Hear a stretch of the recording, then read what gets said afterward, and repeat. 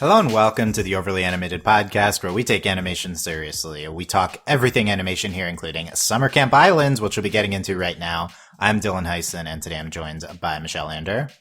Hello. And Steve Zeck. Hi.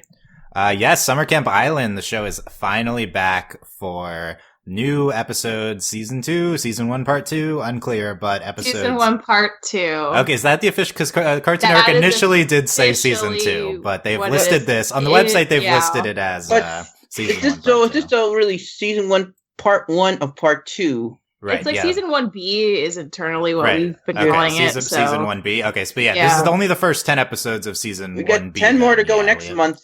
Yes, I'm not 100% clear when those are being released in the app, but these 10 went up yesterday on the app, and they're airing on TV starting next week, but it'll take a few weeks for them to get through all 10, not bombing them out in one weekend. But yes, Summer Camp Island is back. We're very excited to get into all these 10 episodes from Cosmic Bupkiss to Mop Forever. If you go to the CN website, these are listed as Season 1, episodes 21 to 30 of Season 1. If you're watching on TV, it might be confusing which 10 we're covering. But we're going for the app release of the latest 10 there. So, talking all 10 here, we did a podcast like a year ago on the first part of Season 1 of Summer Camp Island. Find that at overlyanimated.com. We do have a Summer Camp Island iTunes feed. Not that that's gotten a lot of use so far. Long ago. Yes, search for Summer Camp Island Overly Animated on iTunes, or our YouTube is youtube.com/overlyanimated. Spoilers for all 10 of these episodes, all previous episodes of Summer Camp Island. So spoilers for Mop Forever and everything past before that. Okay, let's get overall take on these 10 episodes and just thoughts on Summer Camp Island being back, Michelle. I'm really happy Summer Camp Island is back. I think it was weird because, it aired for a solid month. It was last summer. It was this big takeover campaign. They made so much stuff for it on air to push for it. And then it was radio silence the rest of the year.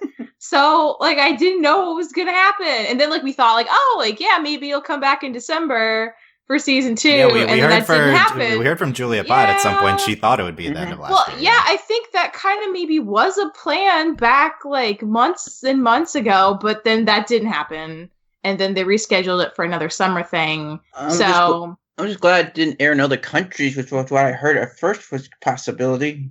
Yeah, I don't know about that, but I'm really glad it's finally back. I think it's just as wonderful and charming and funny as the first batch was last year. So I love the show. It's the kind of show I'll put on when I want to chill out and watch something nice. It gives you a very comforty kind of vibe, and I super love that. It's such a charming show. So I'm really happy with these episodes. Nice. Steve, I know you love the show too. What do you think of these 10 episodes? Stop asking me all these questions. What do I look like, an answering machine? Oh my god, yes, such a good one. I love Oh yeah, I loved all these episodes. Though I can send in Discord. The fact that it's only 10 episodes compared to 20 last time, it feels a little bit of a letdown. It's just not as maybe. You need 20 episode releases now every time. They have spoiled me. Okay, and not to mention the 20th episode aired on a cliffhanger, big plot thing, and the last episode here was just a normal episode. So that's it's a weird chunk. But what do you think of the episodes themselves? Oh, I loved all the chunks. Which episode's my favorites? I got a lot of theories here. I got new ships here. Okay, that's good. We want that. Yeah. Good. Oh, I don't know. I think the Mom Days was pretty good. Mom Soon. Monsoon. And in fact, it's weird that we got to see Hedgehog's mom just like that, while her father, they kept him in shadows. They didn't want to show his face. Very mysterious. Kind of interesting choice here. A little inconsistency, but that's fine by me. What else? Oh, I love Susie though. I believe she was in 9 out of the 10 episodes. So we got definitely more Susie more percentage of Susie than before, which is always a plus for me. And the standout character, the character that really got in the spotlight this batch was Lucy. They gave her a couple interesting stuff to do here. Yes, I learned her name. So that's that's the thing with with Lucy because in my head she looks like she'd be named Molly, but her name is Lucy. I think it's because the American Girl doll named Molly has glasses and kind of looks like her. It's confusing. On Haunted Campfire probably may have been my favorite one. Okay. I kind of thought for a second that, well, I'll talk about it when we get to it. But I'm hoping though next time though we get some Alexa get some spotlight. Yes, I don't really remember who that is, but so that the other girl, she has like green skin. I think she might be like a lizard, maybe. The one in their friend group, who's not Lucy. Okay. Yeah, probably. I think that's her. We really didn't get the friends for several episodes here. But yeah, okay. Yeah, a little bit of Max, but he's kind of not a lot of Max for Max stands out there. Max stands. We'll get to okay. Anyway, and we barely got the other two counselors. Betsy. Yes, they also didn't really appear until later. So that's my main Sneezguard, really, yeah. It's my main takeaway, I think, from this batch. This is a very Oscar and Hedgehog friendship heavy batch of episodes. Yeah. Like, I think even more so than the first 20, I feel like the show is entirely about their friendship after watching these 10 episodes. Yeah. It's like at least half of these episodes, that's the main theme of the episode, is Oscar and Hedgehog's friendship. And just because Susie was in 9 out of the 10 episodes, a lot of those episodes were just like very short cameos. So right, I was about to say, I think even though she was kind of in every episode, I feel like she's gone from a main character to a little bit of a supporting character here in these 10, because she mostly just pops up to explain things in at least 5 of the episodes. But she does get some heavy episodes towards the end, so I think maybe restored her main character status. I like these 10 episodes. I also really, really like this show. It's like just really charming and just like warm and fun to watch. I feel like I think in my head, I like Summer Camp Island more than I think it's great, like from like a critical quality standpoint. Like I personally like it more than, but I think, it's still a new show and it's getting there. I was really impressed with the first few episodes, like especially like 21, 22, 23, 23, director's cut, I think is the standout of this bunch. But like the first 3 episodes come and it's like, oh wow, the first episode they're directly talking about the only kind of plot thing from the first 20 right away. That's really cool. And then we start to like learn about this world and that they're in like our world in the United States and they're referencing states, and that's that was really jarring. And director's cut's all about that. And like, wow, we learn like the backstory of magic used to be everywhere. Now it's on this island. And I'm like, wow, we're doing mythology. It's going to be great. But then we kind of go back to just how it was before, and we don't really do too much of that. And that's okay because the show's still fun. But it was a little bit like, we're expanding the mythology, and then we kind of put a stop to that for a little bit. I'm interested to see if the next batch of 10 has any more mythology expansion for the show. So I kind of think like the first 2 episodes I enjoyed a lot more than necessarily the rest of the season. But I still thought... this feels so reminiscent of early Steven conversations, Dylan. Yeah. I mean, it might be a very slow burn kind of plot, but I don't really think that's the thing that's the most fun about the show. So I don't mind how often or not we might get that. Dylan, do you believe in what are your thoughts on they were all one human theory?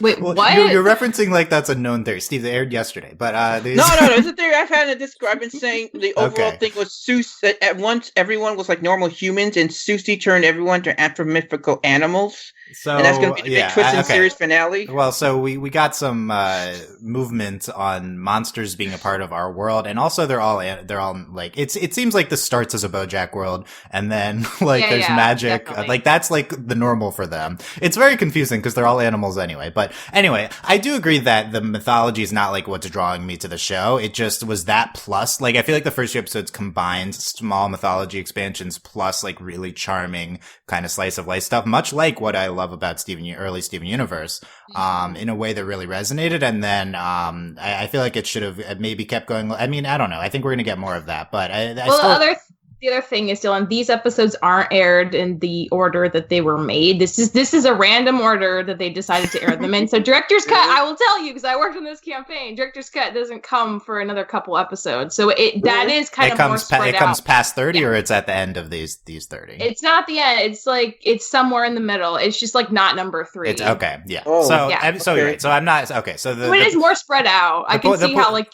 Yeah, you would assume maybe it was going to be more hype because it's more concentrated, but that's just a fluke, honestly. So that's really but so the point being, it's not like it was production intentions, but I'm still reacting to the way it's presented to us, right? What about Susie's? What about Susie's fantastical scavenger hunt? Did that take place before Move Forever, or supposed to? What's related to the? It's in Move Forever. Definitely had a big Oscar Lucy tease or Oscar. Okay. Well, this is Steve's big ship he's been hyping up. But yeah, I think Cosmic Bupkiss director's cut. Also, I really like Radio Silence, but there's a lot of. I think every episode here is good. Everything is like charming in its own way. Oh, the one thing I want to say, I think the biggest difference for me, because I do think, even if these episodes aren't in order, I think 21 plus was like, there's maybe some sort of production break or something, because the crew is very slightly different. I think the writing stood out to me more starting in this batch. Like, I feel like it's more clever. Like, I think the show is very funny. There's like random puns that, combined with the show's kind of whimsical tone, I guess, like, are just really endearing. I think it's like just very cleverly written throughout the 10 episodes, even when nothing's really happening. I feel like there's always small things that are really fun. So that gets me excited for the future of the show, because I do think maybe the writing stood out a little more, which is good. Also, like the animation and the music and everything continue to be fantastic. What's Michelle? I my takeaway was that Oscar Hedgehog friendship was kind of the biggest theme of these episodes. Did that stand out to you the most in the way it was presented, and what do you think of their friendship? Any new elements that were presented or anything? I had not considered it as like the strongest through line, but I think in retrospect, like, you're absolutely right. I do think that a lot of your characters are getting less focus in a major way, and it is kind of honing just in on them too specifically. And I think that's fine. I guess it makes it less of, I assumed it could be more of like a Hey Arnold kind of ensemble show. And I think it's starting to veer a little away from that, but I guess it's not necessarily a bad thing. But I mean, I think their bond is clearly the core of the show, and so that's the thing that they need to explore the most, which makes sense. And like, I like that they don't always get along, and that, like, that's why Radio Silence is so good, because Hedgehogs like gets the space to be angry, and Oscar like does the thing he's not supposed to do, or he's just like, don't try to fix it, just like let me like have time. And he's like, maybe I should try to fix it though. And it's just, very relatable. Oh, and the Stewie scavenger hunt definitely shows Oscar has definitely some issues to deal with, how he's so dependent on Hedgehog. That was hilarious. I was just, oh my god, you're an independent boy, Oscar. Such a good line. Yeah. Even like, I feel like those first few episodes, Cosmic Bupkiss, also entirely about them, and even to the end though with the scavenger hunt. So there's a lot of the two of them. Yeah, I think season 1 maybe gave you the impression it was more of an ensemble type show. I think there's a lot of focus on the witches, season 1, part 1, and then I feel like these 10 episodes, it gave me more of like a Star vs. the Force of Evil impression, like about like Star and Marco. They're like clearly the leads, like that's what. But it's interesting because there's absolutely no romantic connotations between Oscar and Hedgehog in this show. So I think it's maybe unique seeing, I mean, there's probably a bunch of other shows with a friendship at their core, but kind of this male-female friendship, that's not being teased romantically at all. And that being like the prime element of the show. Yeah, this is like speaking to Michelle, who wanted. That's what I want Star and Marco to be. But we got a lot of and any romance we have in this show, it's mostly same sex romance, same like gay teases, like with the elves. Right, so our headline, the gay elves in the second one, in episode 9 of this, in the scavenger hunt episode. We pointed out explicitly at the end, that was, I feel like, the most blatant, only kind of overt progressive. I guess we did some things there's like ghost dads and stuff in the first one. Yeah. Okay, I'm remembering. And also Susie sort of jealousy of Betsy and that ghost guy. Yeah, I don't remember. That might be more. I don't know about that, but maybe, I guess. I think most romance things, anything between characters we know, is not explicit at all. So I think well, we can go over what our potential favorites are, but Steve, you've mentioned Susie a lot here. Were you disappointed she was only popped up in a few episodes, in half of these episodes? A little bit. No, still it doesn't hurt though. We got some theories though.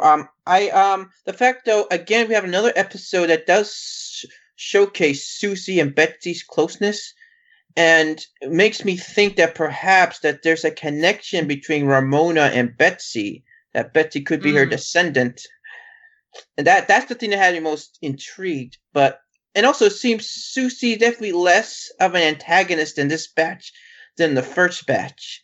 She's more just chaotically neutral in this one. She gets a little bit more along with Oscar than before. So I think she's sort of morphing out of what she was initially sort of an antagonist to just a chaotic character. And, I think that's a great point, Steve. I feel like in the first batch of episodes, she's initially presented as a villain, but then a lot of those episodes are about getting to know Susie and getting along with her. And in most of these, Forever, and an episode when she threw that water gun at all the people, it just gave me a point that she is like the most kid-like of all the characters. She's the most kid-like. She's like the Peter Pan of this group. She's also like 100+ years old, right? Yes, I know. She's like an obnoxious big sister. Yeah. Yeah. Michelle, what do you think of the Susie we got from these episodes? Susie is my favorite character, so I always love seeing her. And Julia does such a good job voicing her. It's like, it's weird, because I remember sometimes watching interviews, and it's like, that is Susie, but Julia's so much nicer. Like, you totally just see them as two separate people. But I love Susie. I want to know what happened with her and Ramona. Like, is this why she doesn't have any close friends anymore? Was it like a I don't think it was mutual, because like Ramona still really misses her and tries to contact her, and she's just like, she seems upset about whatever happened, but she also doesn't have like the courage to change it. I don't know. It's interesting though. I want to find out. Like that's like, yeah. Besides that, like the monster stuff. That's the only real plot we have, so I'm very invested in finding out more. I'm wondering if Susie time traveled from the past, perhaps, and Ramona naturally aged, and that's why she is the way she is. I don't know. I mean, anything's like possible with magic. Time, so why does she age? I don't know. It's a question. It's magic. Anything's possible with magic. Maybe you don't age if you're on the island, then, because it's a magical island. Maybe you just stops there, and if Susie never leaves the island, then she's just good to go forever. And that happened. So how many friends has she seen lose the age? Oh, so she's like jaded too. Yeah, I can see that. She's like, oh, they always die. I'm gonna stop. So depressing. Wow. This is a happy show. No, I think, Fuzzy Time, Pink Time Babies, last batch presented like this thread of plot after, kind of just slice of life stuff for a while. And then Cosmic Bupkiss reintroduces it and kind of tables it. So I would say like this is, it seems like this is what the show's main plot is in mind, but it's also going to approach it very slowly. And like, I think one of the main things is Oscar and Hedgehog are like, we should ask Susie about it. And they're like, no, we need to figure it out on our own. So maybe that's a recurring thing. I wonder if this is like sort of fairly odd parents like rule that eventually the campers, when they get too old, Susie's going to wipe their memories of all this magic, and no. Yeah. Well, I mean, I think that's at one point Susie is like she's trying to stop the tape from getting back in director's cut, and yeah, that's a valid point. If the parents can't find out, how are they going to let any of them off the island? Is this some sort of just for the summer thing, and then they'll forget? I think that's it. It's just for the summer, and they just think like, well, no one will believe them if it's just them telling them word of mouth because they're kids. So yeah, maybe either they think no one will believe them, or because I guess they let letters being written and stuff. Yeah. So that's evidence that she won't like wipe their minds. But yeah, that's so. Other than the Ramona and Susie being a whole plot, which really is just touched on in Cosmic Bupkiss, and then not hit on further. The other main thing I think we get is I didn't remember state names ever being mentioned before. In this. I don't think so. And there's just like New Jersey out of nowhere, just like New Jersey. There's a Massachusetts. Harvard is in there. Apparently Radcliffe. Apparently this island is in Massachusetts. And wow. Is it? I saw that it was one of the visuals, I believe. And then Oscar's from New Jersey and his parents are still there. And we learned that, magic and monsters used to be in the real world, but then they were like banished to this island after people didn't like them. I guess for like their own protection, it was like it's like a sanctuary. Yeah, it's kind of it's in a way it's like Star Versus, except the normies don't know about it, so it's. Yeah, that's true. And Star is just a thing. But, here the real people don't know about magic or monsters. I was confused about if monsters were a real thing. Cause like the difference between monsters and like animal people seems, not like a big deal to me. But I guess animal people are accepted. Monsters are not known. So they have gone to this island. That's all kind of, the director's cut is, it's presented there. But I also think, I feel like New Jersey's referenced in other episodes too. Or, they also have like we found out Oscar was from New Jersey maybe in the first half of the season, because that didn't totally surprise me when they're like, oh yeah, the cottonmouth snake's from New Jersey. Like I feel like New Jersey's been an established place for Oscar at least before that. Yeah, it was referenced 1 or 2 episodes before in the order we were presented it. Or maybe I don't know, but the cottonmouth snake was also that director's cut episode. But also we get the non-magical town of Hartford as well. On the only non-magical town on the island. So that's another kind of expansion as well. So there was some teases beyond just director's cut, but then in the Hartford episode, it's not like we have plot expansion. But I just think the existence of it and going there, that's kind of a big deal for the world that we've been presented. Yeah. Ooh, so again, I asked episode order. Was Susie's fantastical scavenger hunt supposed to take place before the Hartford episode, Michelle? No. Okay, so that one's actually like listed as like around 34. Okay. Internally. Okay, so they knew about it. They've been there already when they won. Because Hartford's referenced in that episode as well. Yeah, that makes sense. So that I think it was even though I've said I thought it was maybe disappointing when we backed off these elements. I think like the introduction and use of like minor mythology expansions was like really successful for the show. So I think that's like a good sign that presenting these kind of things has like kind of really enhanced what we've been doing. So I think this is because because all these shows like they go harder into this, all these Cartoon Network shows, they just go harder into it as we go along. So it's like a really good sign, I think, for the show being more and more engaging as we're going here. But yeah, I don't know. I think just something about like the real world coming up, like in this nonsense show where everything has faces and stuff, like just talking about like state names is just like very effective, I think.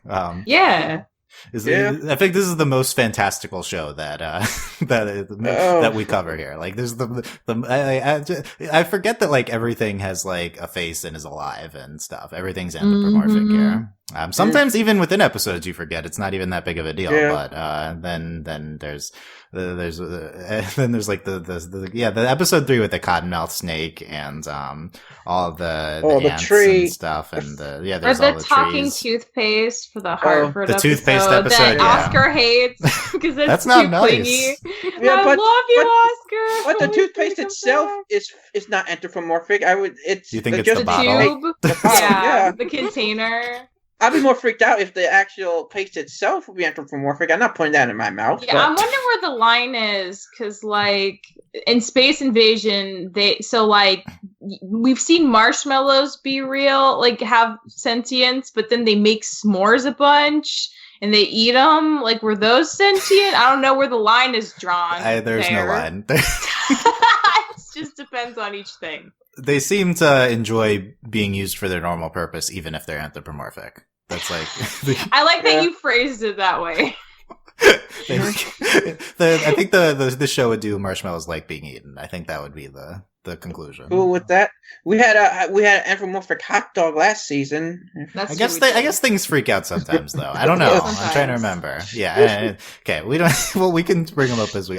One other thing that was big for me. There's like a lot of appearances of Puddle and the King in this bunch of episodes. I was like so happy to see Puddle and the King back. That was my favorite episode of. They're so in love. Yeah, seeing Space them. Invasion was your favorite. No, of the first batch, the feeling spacey. Yeah. I still think Feeling Spacey might be the best episode of the show, but I also really like Director's Cut. But Puddle and the King are so cute together, and just the adorable, amazing non-binary couple. And them. But then I don't feel like they were used in it's like then they're immediately trying to make us think they're annoying, which is like I can't think they're annoying. They're the best. They're terrorizing Oscar when he's hosting them. But then they also randomly show up a few other times, and it's nice. I like that they're joining the supporting cast potentially of the show. They got more screen time than the other campers. Really, they did. So it really wasn't as much as we blame like Oscar and Hedgehog getting all this spotlight this batch. I think those two are just as much responsible for getting the screen time. So it's fine. I like Puddle and the King better. I know. I'm not complaining. I'm just saying something. Alice and Betsy though are good, and they only had 1 or 2 episodes here. I think that was potentially it's hard. I think the show's maybe at this point like feeling out who's really important, who's going to pop up occasionally, and so this might fluctuate a little bit as we go. But Allie and Alice and Betsy, I think, stood out to us a lot in the first batch. And in fact, like I said, we got 2 episodes. The 2 episodes that really had Betsy really featured her friendship with Susie, how much she knows so much about her, which led me to believe that Betsy has a lot to do with this overall like secret, something to do with it. She knows a lot about Susie and her backstory. So she's part of it.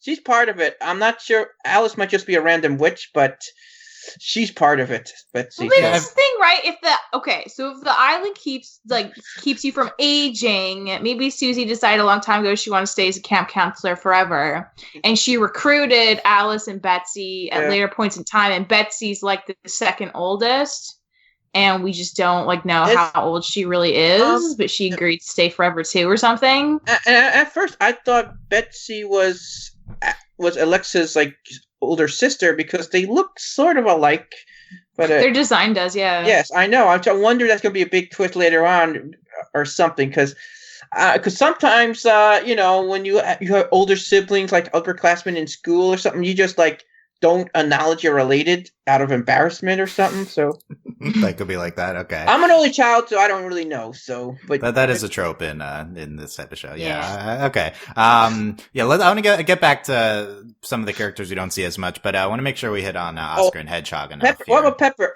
We'll get to Pepper, Steve. We'll get there. There's not a lot of Pepper here.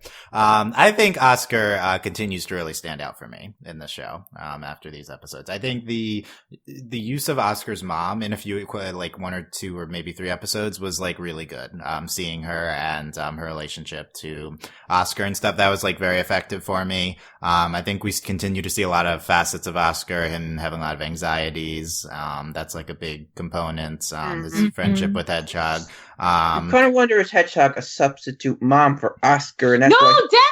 It's weird because they're best friends, but sometimes he accidentally calls her mom. And that happened. They did do that once. Yeah. Oh yeah, I thought Mel was more sarcastic, saying because how Hedgehog may be too bossy. You say thanks, mom, because kids sometimes do that. But I guess he was being serious. Yeah, he was being genuine. Because from Scavenger Hunt episode, we know that he doesn't know how to function without her. So she's definitely his surrogate parent sometimes. Yeah, I think they're intentionally displaying that as a component of their relationship, and maybe they'll work it out. I wonder if Oscar's going to get his issues worked out. He could become a ventriloquist one day. A ventriloquist, a guy who carries a dummy all the time. Why? How would that happen? I know. I've seen ventriloquists I guess sometimes they have they're very dependent. They have some inanimate object pretending to be people. And I've seen that before, in shows, in soap operas, trying to track the logic here. I'm trying. The 1977. I think I get it. So you're saying he can transfer his devotion and codependence from Hedgehog onto a dummy that he uses in a sideshow. Yeah. Okay, sure. Why not? Okay. I love that. Sure. That's good. I think Oscar, I think I said this on our first podcast a year ago. I think Oscar usually this type of main character is kind of generic and I don't feel a lot towards them. I think Oscar is still maybe my favorite of all of these type of male leads. Like, he's funny. Yeah. He's funny. He's funny on his own. That's the thing. A lot of these generic characters you talk about are like the least funniest character on the show, had the least amount of personality. Yeah, exactly. Like, I think he does have a lot of. Yeah, last year we said he had like the most defined, interesting personality of any protagonist we were currently covering. I think that's still true. Like, I think I honestly like him more than like Steven. Like, I mean, Steven's a great character, but I feel like there's like so many big personalities around him. I feel like Oscar's role on the show is he has a defined personality, and that's like been portrayed really well. And I still am on the Oscar is gay bit train here. And not a lot of support here in these episodes, but also no female crushes or anything. Yeah. No, it can be either way. Yeah. Yeah. I definitely, so that's why I was Max. I think Oscar Max would be the ship, but nothing here. So that's disappointing. Well, we got close. It's only Susie would have paired them together in that scavenger hunt episode. I know. That's Steve. That's exactly what I was thinking. I was like, Lucy, not Max. Why that would be the time. And when she split them up, she mixed them up. She says, "I want to mix things up." It's like sort of a in thing to say, like, "I'm going to mix up the ships a bit" or something. Like it was like Julia was sort of talking to us through Susie. It's sort of like a fourth wall type of thing to say. I do think it's like the lesser of the pairings people were talking about. That's true. Very little from Max in general. But I do think though, if Oscar and Hedgehog are Starko, I do think Oscar and Lucy is Kelko. Okay. So you talk to me about Oscar and Lucy, Steve. Why is this one of your number one topics coming out of these episodes? I don't know. I just interesting to see Oscar interact with another female. Or you just interact with another character, period, that's not Hedgehog or Susie for that matter. And like I said, they really had me going in that costume contest episode when they did a joke that Lucy was complimenting some guy looking like Einstein, even though that was Oscar's costume, and it was revealed he was talking to somebody else. And I thought for a moment she was actually complimenting Oscar on his costume. And they're doing something similar to what I've saw before with Kelly and Marco at times, but nope. Okay. Lucy, Lucy and Oscar's a thing in so much as I know who Lucy is now, so that's progress. But no, I'm not shipping it because I do think I'm on Oscar being gay, but their interactions were nice. And again, my question, I'm not sure. Is Pepper a boy or a girl? Because I'm not sure. It's very confusing because I think at one point they referred to him as him. Another point, Pepper's a boy. The thing that threw me for a while is I couldn't figure out what pajamas was, but pajamas the boy. It's pajamas. Why are we gendering everything? It's pajamas. That's the thing. It doesn't matter, but pronouns do get used later, and I was like, oh. I remember I remember pajamas being. It's kind of inappropriate relationship him and Oscar have. It's kind of. Okay, well, it doesn't matter if it's we don't need gender things. We don't need a heteronormative things. I remember pajamas having he pronouns in the pajamas episode. Well, you'll see, Dylan. Well, maybe we could just watch back the episode if I'm not remembering. Either way, pajamas is the most attractive person in this show. He is the eye candy, just like. Say that.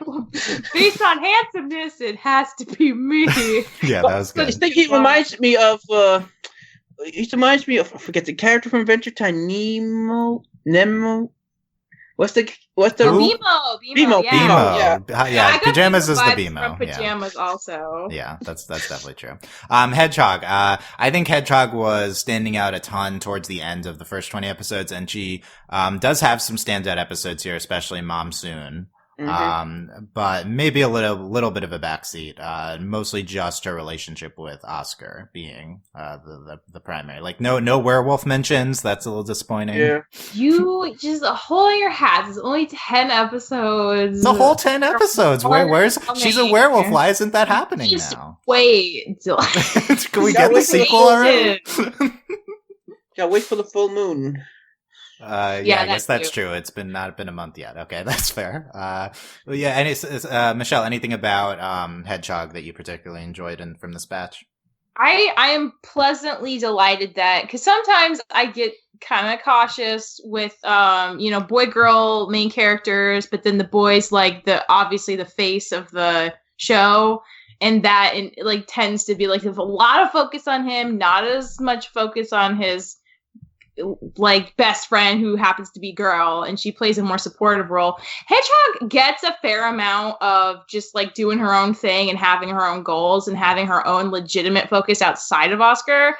That was a huge pleasant surprise for me, and it's one of my favorite parts about the show. Like besides like Susie in pajamas, like I love Hedgehog so much, and she has a very strong personality. But I think like that's not as surprising because like again, like what makes Oscar exciting is like so many main characters have to be less interesting to be identifiable to such a broad range of prospective viewers. But Oscar has a really strong personality; it's wonderful, and Hedgehog doesn't have that pressure. So of course, like her personality is very well defined and wonderful. But I love her, and I love the way the show treats her. She's very much like another main character. There are two main characters. Oscar can't hold the whole show. He needs Hedgehog.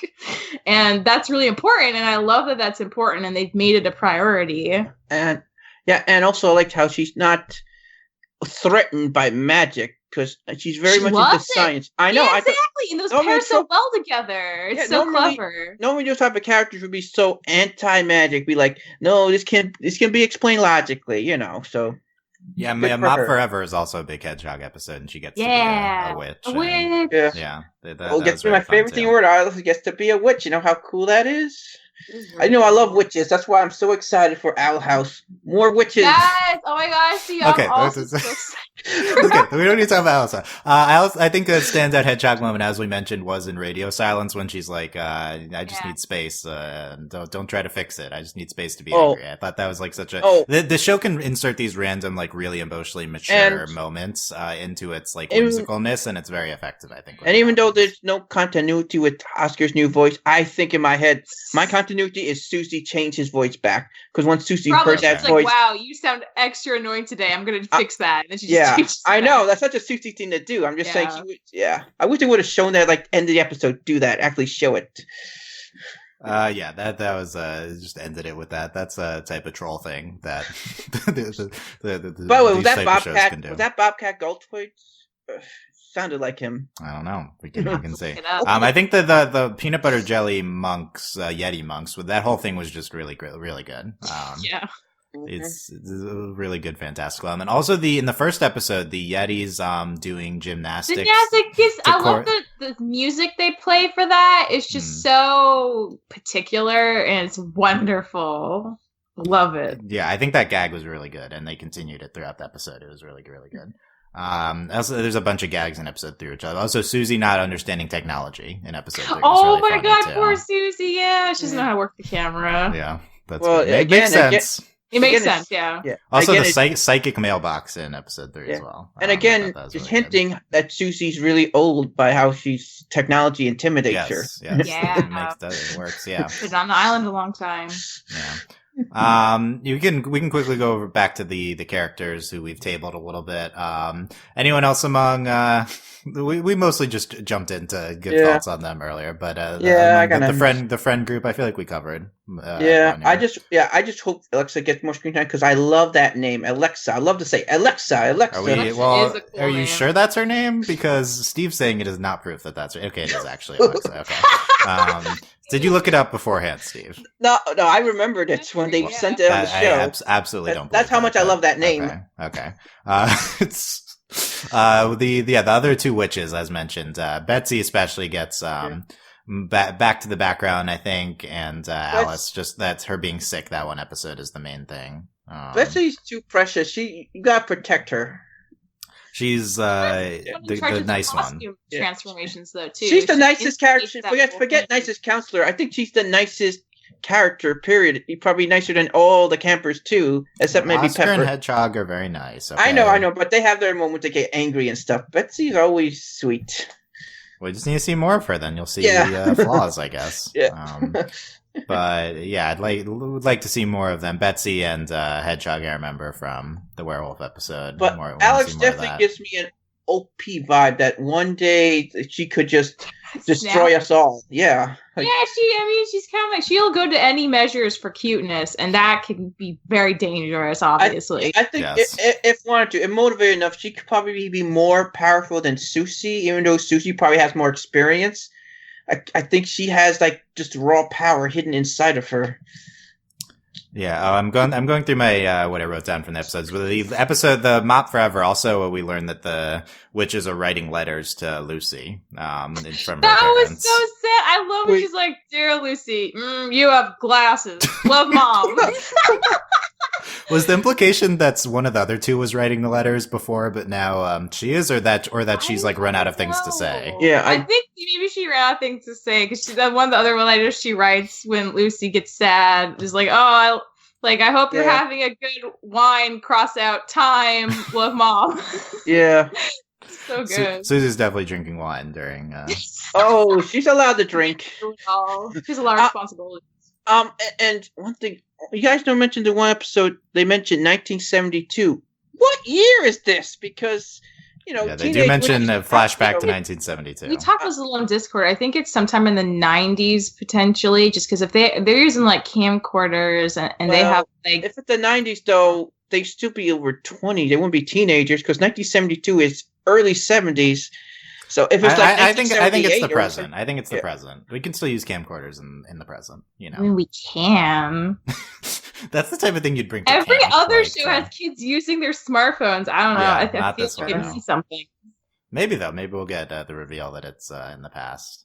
I guess when they visit the town, are there any like technological? But still, it's very telling. Though when Betsy say, "Great to be here in the present" or something, and Susie paused for a second, so. Which might me to believe I don't think she's from this time period. I'm not buying the time travel stuff. We'll see. We'll see.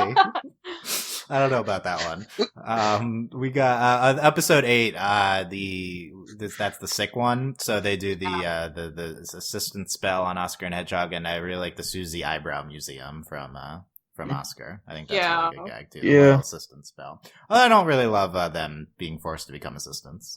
But it's mostly played for humor there. Yeah. Well, though Betsy could have asked Hedgehog, she would have gladly be her assistant. So I don't think that was unnecessary. True.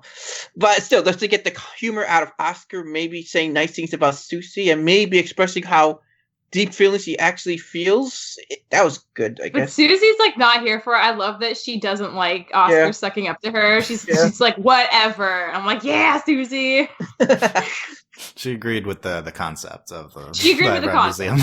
Yeah. In episode in the 9th one, the scavenger hunt is just for a bunch of earring bags that Susie lost. That. Yeah. And I love that they cheat at the end and they don't get caught and they still get it in a heartburn. That's hilarious. I love how Lucy sort of has a dark side. She really need to cheat to win because I don't think Hedgehog would have done that. So it just shows some differences there.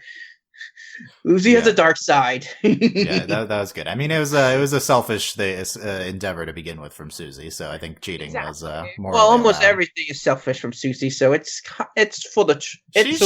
She's helping a lot randomly. I know. But first, she just maybe there's ulterior motives, but it seems like she's okay with just popping up. Well, once we'll stuff her assignments to the face, like she's helpful behind people's back, but her appearance, her upper appearance is. Yeah. You think she cares about her reputation? Okay, it's interesting. I can see that. In the 7th one, we get Scotty and her mom with the cloud punching. It's an interesting element to add to the show. It's nice. 6, Oscar's hosting skills. We mentioned Puddle and the King. 5, the town, and then the magic toothpaste. The toothpaste at the end. I think there's like a shot of it at the end. It's like going off. That was so funny. That Oscar doesn't like him that much, and he's willing to step aside. That was one of the biggest laughs I think of this batch. 4, just everything with the ghosts. I think in that episode was really visually and conceptually interesting. The fire like making everything come true. Mentioned those things. Yeah. Who's the name of the two ladies? The one that the newspaper editor and one with the paint supplies from Hartford. Is that a ship? Is that a ship? Yeah, the two of them? Do you think? Well, being really upset that someone forgets your birthday, you have to be a pretty close friend or something more. So, I could see it. Yeah. I remember their names. I'm going to ship them. Okay, we'll see if we see them again. We could go back to Hartford. That could be a thing. We talked about most things from 3, and I feel like the rest of it as well. The comets and the storm in episode 1 is another thing from those are cute, more anthropomorphic things, especially in that episode. I know, but Radio Days, the host, just me, or the episode with the storm, the mom soon. Just remind me of Hilda vibes with the whole, like, that episode that had the storm too, and had the radio and stuff. Yeah, similar aesthetics. Yeah, Mom Soon, and also I feel like Cosmic Bupkiss. I feel a little bit of Hilda vibes from those two. Yeah, I could see that. I think this is maybe our show that's most similar to Hilda out of. I don't know. In some ways, I feel like. Well, outside also the fact that it's rarely on, so that's another good point. Okay. That's unfortunate, but we will get another batch of 10. So, Michelle, anything we haven't talked about or closing thoughts on these episodes of Summer Camp Island? I'm excited for you guys to see more. I just really, really like the show. And, I mean, it seems like they do have a season 2 coming. I have no idea when, but that's encouraging too, right? Because they haven't been airing it a lot, and sometimes you get scared, like, oh no, are they just gonna, like, just get rid of a show? But no, okay, there is more coming, so that's encouraging, and hopefully they will flesh out some more plot stuff. Like, honestly, I don't care this much because I love all the characters, and I'd be happy to see them just do crazy magical things on the island forever. Oh, I'm just worried though, the fact that Susie maybe have broken some rules here, that we're going to have to deal with some magic council that's sort of going to be like a real antagonist, and I hope not. There's gotta be somebody higher than Susie. That's true. Yeah, the concept of someone being magic higher than Susie, but no, we don't need a council. No, we're done with that. Oh, councils are always bad. Is there ever a council? Yes, councils are always bad. That's the takeaway. Every show we covered, council bad, but then again, can we stop with councils? I'm fine with stopping with that. Okay, Steve, anything else? Final thoughts here? Oh, well, guess we need to see, of course, more Susie. Obviously, more Susie. And give me something, just a little bit of Alexa, and let Oscar and Lucy. Let's just see what happens there. Even though you're right, if Oscar and Max is the thing, that's fine too. But maybe Lucy and Alexa, maybe that. Yeah, Lucy and Alaska. How about that? Yeah. The ships are as follows: Oscar and Hedgehog, Lucy and Alexa, Oscar and Max, Lucy and Alexa, Hedgehog and Betsy. Those are the ships, newspaper editor and the newspaper editor and supply lady. Okay, that's just how it works. Susie and Betsy, I feel like, is also a thing. I think there's a moment from the first batch I'm remembering. Oh yeah, that's what I mentioned before. Susie got a little jealous over that ghost. Yeah. Could see more Susie and Betsy. That'd be good. Yep, they enjoyed these 10. Looking forward to the next 10, probably next month, I think, online or something. I'm not sure though. Including the Great Elf intervention in the Great Elf Invention Convention, Susie Appreciation Day, 12 Angry Hedgehogs. These are promising titles. Okay, so we'll see. When the next Summer Camp Island episodes come out, let us know what you thought of the episodes and our discussion on that on the YouTube comments at youtube.com/overlyanimated or on our website, overlyanimated.com. We have a Summer Camp Island channel on our Discord at overlyanimated.com/Discord. Come talk about Summer Camp Island there.